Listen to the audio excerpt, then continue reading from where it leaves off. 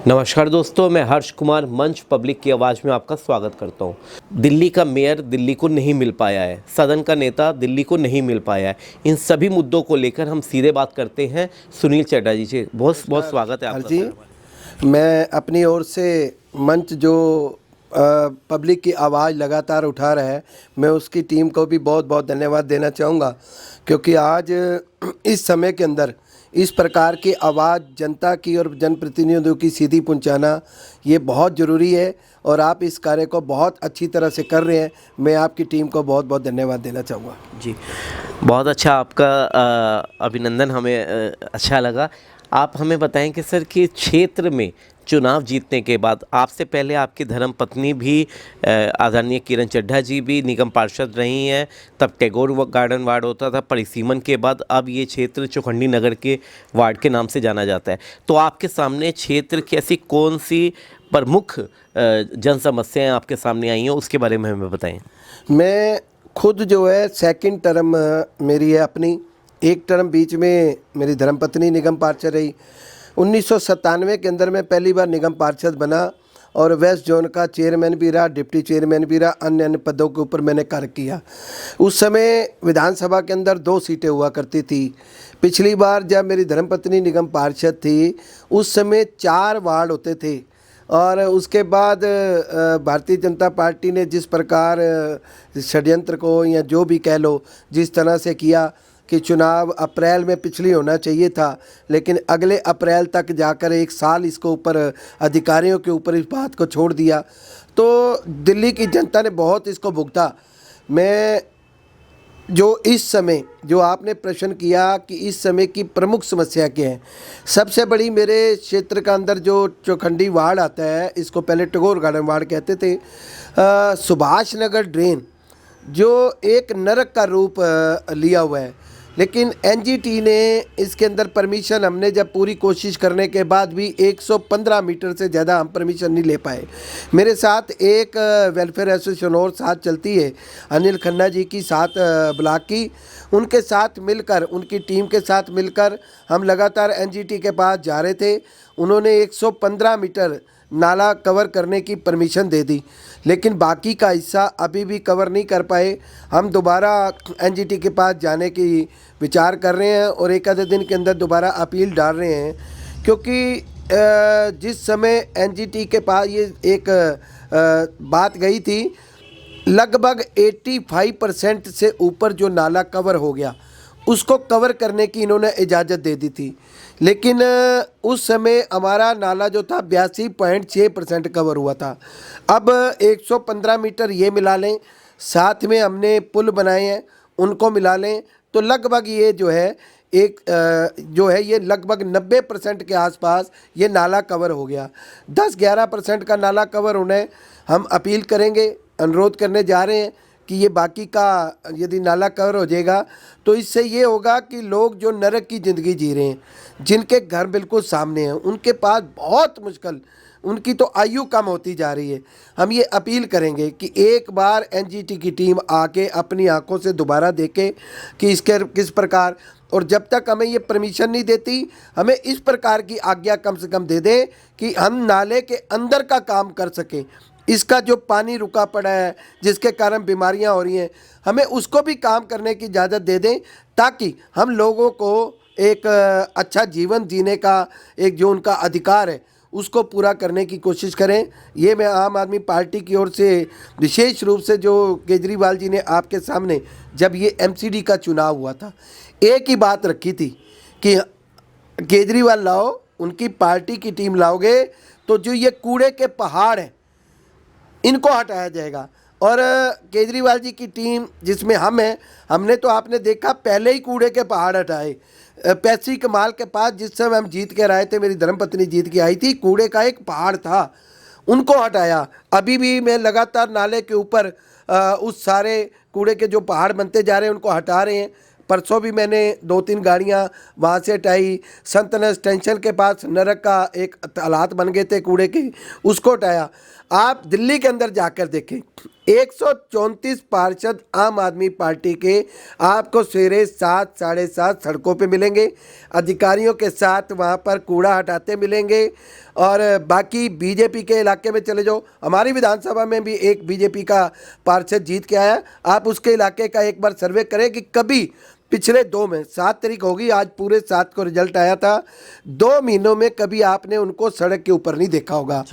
तो ये मैं यही कह सकता हूँ कि जो हमें आदेश था केजरीवाल जी का, हम अभी सिर्फ कूड़ा ही हटा सकते हैं, क्योंकि जब मेयर का चुनाव नहीं हुआ तो इसके अलावा अधिकार बाकी है नहीं, बजट है नहीं, इसलिए अब आने वाले समय में बजट आएगा तो बहुत सी चीज़ें हो रही हैं जिनको करना है। जी, हमने RWA अनिल खन्ना जी का भी इंटरव्यू किया था, उन्होंने आपकी बड़ी प्रशंसा की, इसमें कोई दो राय नहीं कि आदरणीय किरण चड्ढा जी के कार्यकाल में और आपने अभी तक 2 महीने में काफ़ी काम किए हैं और आप जनता से सीधे जुड़े भी हुए हैं।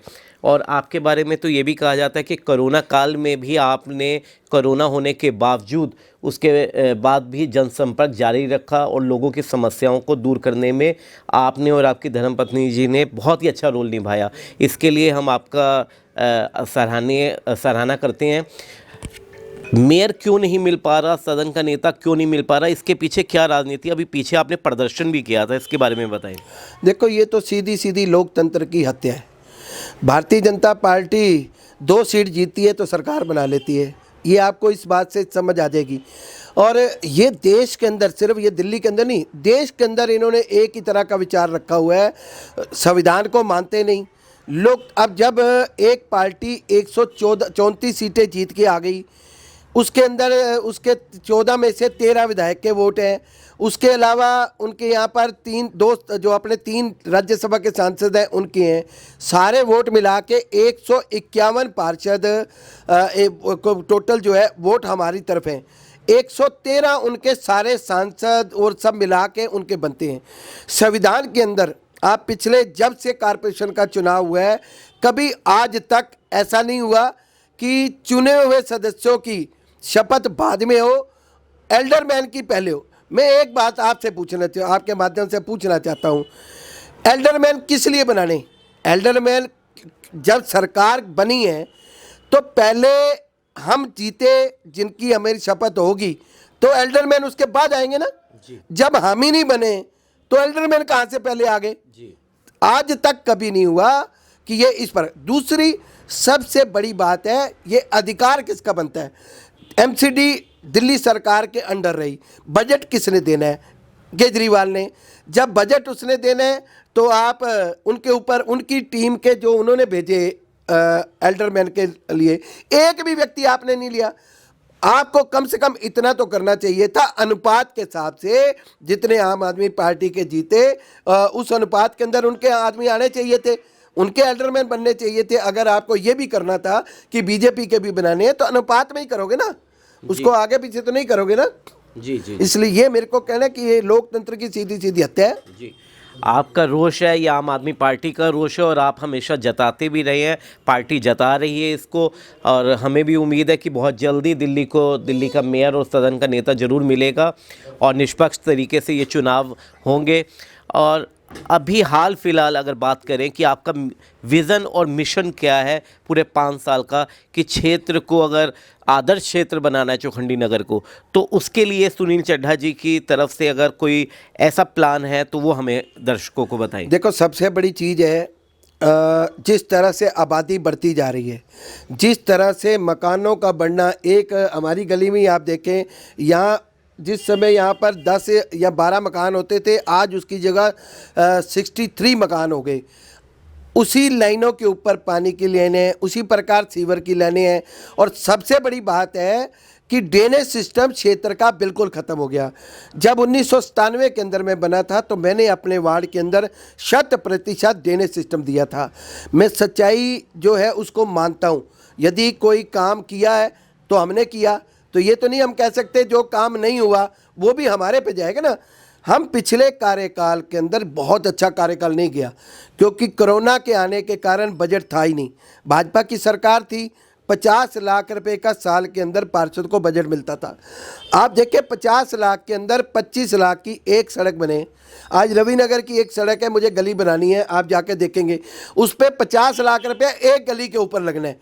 तो मान लो एक पार्षद को 50 लाख यदि साल का दोगे तो पूरे साल में एक ही गली बनेगी। अब इसके ऊपर मेरे को जो पिछला 5 साल का काम उसको भी करना है और इस 5 साल का भी करना है, और अगला कार्यकाल जो हमारा कोई भी कार्यकर्ता अगली बार चुनाव लड़े, एमएलए का चुनाव लड़े, आने वाले समय लोकसभा का चुनाव है, हम इतना काम करके दे कि लोग सोचने पर विचार करें कि क्या फ़र्क है भाजपा और हमारे अंदर। जी, मेरा सवाल अभी ये कंप्लीट आपने नहीं किया कि विजन और लक्ष्य क्या है इस पूरे 5 साल का, कि मैं क्षेत्र में ये बदलाव लाकर मैं बता रहा हूँ सूरत आपको, इसकी बदलूंगा। सबसे बड़ी चीज़ है कि ड्रेनेज सिस्टम ये करना बहुत ज़रूरी है। मेरी प्रायोरिटी है कि इलाके के अंदर ज़्यादा से ज़्यादा ड्रेनेज सिस्टम दे सकूं। दूसरा सबसे बड़ी बात होती है सड़कें के ऊपर सफाई व्यवस्था बहुत अच्छी हो। आपने देखा किस तरह से पोल्यूशन है, उसको दूर करने के लिए हमें सबसे बड़ी सड़कें ठीक बन जाएं और उसके साथ ही पार्कों का विकास अच्छे तरीके से हो। मैं कोशिश करूंगा कि हमारी जितनी RW हैं, मान लो RW नहीं बन पा रही, हमारे कार्यकर्ता जहाँ जहाँ काम कर रहे हैं उनके माध्यम से उनको एक्टिव करूँगा, उनके माध्यम से कि वो पार्कों का कार्य संभालें, पार्क सुंदर बनाने, लोगों को इस प्रकार का रास्ता मिले कि गर्मी में वो सवेरे उठ के उन पार्कों में जा सकें। ये 2-3 चीज़ें बहुत ज़रूरी हैं। मैं इसके ऊपर विशेष रूप से 5 साल कार्य करने वाला हूँ। जी, हमारे चैनल के माध्यम से क्षेत्र की जनता को, वार्ड की जनता को कोई ऐसा मैसेज पहुंचाना चाहते हैं कि जिससे वो आपके साथ जुड़कर, जिस तरीके से अभी आप बता ही रहे हैं कि कुछ आपके साथ मिलकर वो कंधे से कंधा मिलाकर जो कहते हैं काम करना, विकास करना, इसके लिए कोई ऐसा स्पेशल मैसेज आप अपना देना चाहिए? देखो मैंने अभी भी आपको कहा कि जैसे अब लोगों का रुझान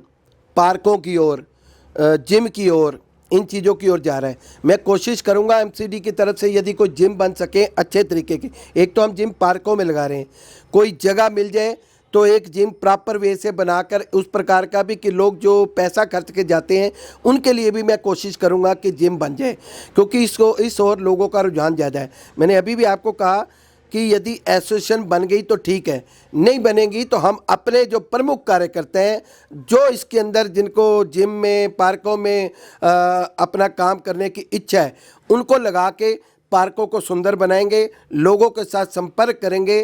कि मैं फिर स्पष्ट कहता हूँ, अकेला व्यक्ति कभी कुछ नहीं कर सकता। मैं पार्क बना सकता हूँ, पार्क के अंदर घास लगा सकता हूँ, पौधे लगा सकता हूँ, जब तक वहाँ की जनता और RWA साथ सहयोग नहीं करेगी तो वो कुछ दिन नहीं चलेगा। और ये सब पैसा लोगों का लगना है, लोगों की राय से लगे, ये मैं पूरी कोशिश करूँगा। जी, बहुत बहुत धन्यवाद आपके हमारे चैनल के साथ बातचीत करने के लिए। तो ये थे आदरणीय सुनील चड्ढा जी, जिन्होंने एक कार्यकाल पार्षद के रूप में टैगोर गार्डन वार्ड में निभा चुके हैं। उस दौरान वो दिल्ली MCD वेस्ट जोन के चेयरमैन पद पे भी सुशोभित कर चुके हैं उस पद को, और काफ़ी काम इन्होंने किए। उसके बाद जब इनकी धर्मपत्नी आदरणीय किरण चड्ढा जी ने, जब वो निगम पार्षद बनी, तब भी उन्होंने क्षेत्र में काफ़ी काम करवाए और जनता ने उसको सराहा। आज सुनील चड्ढा